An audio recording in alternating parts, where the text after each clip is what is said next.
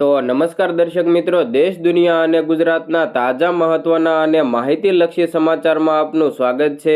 દર્શક મિત્રો, દેશ અને વિદેશમાં ઘટતી અવનવી ઘટનાઓની માહિતી તેમજ રાજનીતિને લગતા અને ખાસ કરીને ખેડૂત મિત્રોને લગતા સમાચારોની અપડેટ સૌથી પહેલા મેળવવા માટે અમારી ટ્રેન્ડિંગ ગુજરાત યુટ્યુબ ચેનલને અત્યારે સબસ્ક્રાઇબ કરી લેજો અને બાજુમાં આપેલા ઘંટડીના નિશાનને પણ પ્રેસ કરી દેજો, જેથી અમારા અવનવા વિડીયોની અપડેટ સૌથી પહેલા તમારા સુધી પહોંચી જાય। દર્શક મિત્રો, આપ સૌ સારી રીતે જાણો છો કે પાછલા દિવસોમાં દિલ્હી દારૂ કૌભાંડ કેસમાં આમ આદમી પાર્ટીના બે કદાવર નેતા કેજરીવાલ અને મનીષ સિસોદિયાને જેલ ભેગા કરવામાં આવ્યા હતા અને આ કેસ હવે પેન્ડિંગમાં હતો। ત્યારે તમને જણાવી દઈએ કે આ કેસ મામલે હવે ચુકાદો આવી ગયો છે અને આ બંને નેતાઓને નિર્દોષ જાહેર કરવામાં આવ્યા છે। ત્યારે આ નિર્દોષ જાહેર થયા બાદ આમ આદમી પાર્ટી ગુજરાતના નેતાઓ ઈસુદાન ગઢવી અને ત્યારબાદ ચૈતર વસાવાએ પણ પ્રતિક્રિયા આપી છે।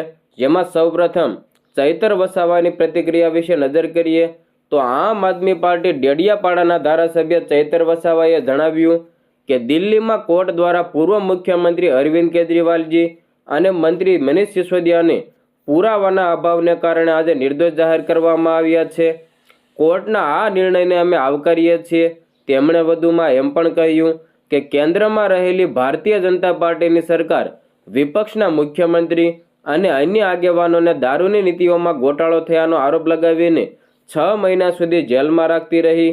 આ જ કેસમાં આમ આદમી પાર્ટીના અન્ય 5 મહત્વના નેતાઓને પણ જેલમાં મૂકવામાં આવ્યા। આ પ્રયાસો સાબિત કરે છે કે કેવી રીતે ભાજપની સરકાર પોતાની સત્તાનો દુરુપયોગ કરી શકે છે, પરંતુ આજે સાબિત થઈ ગયું છે કે સત્યની હંમેશા જીત થાય છે। ધારાસભ્ય ચૈતર વસાવાએ વધુમાં ઉમેર્યું કે કોર્ટે સ્પષ્ટ જણાવ્યું છે કે આ મામલામાં એક પણ પુરાવો આક્ષેપોને સાબિત કરવા માટે ઉપલબ્ધ નથી।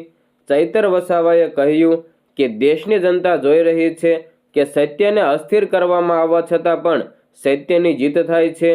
આજે આમ આદમી પાર્ટીના સનિષ્ઠ કાર્યકર્તાઓનો આત્મવિશ્વાસ અને તેમના નેતાઓની ઈમાનદારી સાબિત થઈ છે। કોર્ટના નિર્ણયને ગુજરાતના દરેક કાર્યકરોએ હર્ષભેર સ્વીકાર્યું છે।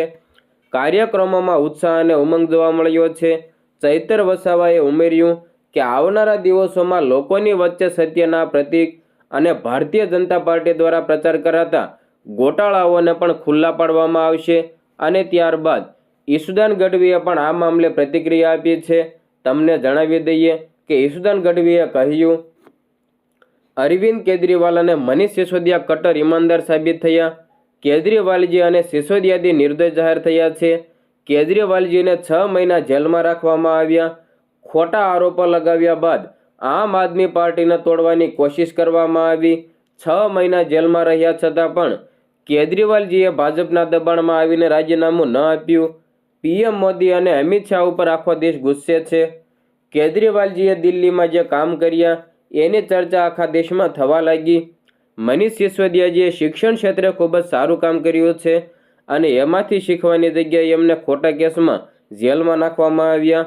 કાયદાઓનો દુરુપયોગ કરીને કેજરીવાલ અને સિસોદિયાજી ઉપર જે દાગ લગાડવામાં આવ્યો હતો તેની હકીકત સામે આવી ગઈ છે। ભાજપનું ષડયંત્ર ખુલ્લું પડી ગયું છે।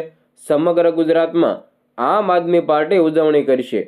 દર્શક મિત્રો, અરવિંદ કેજરીવાલજી અને સિસોદિયાજીના કેસમાં જે નિર્ણય આવ્યો છે તેના વિશે તમારો શું મંતવ્ય છે?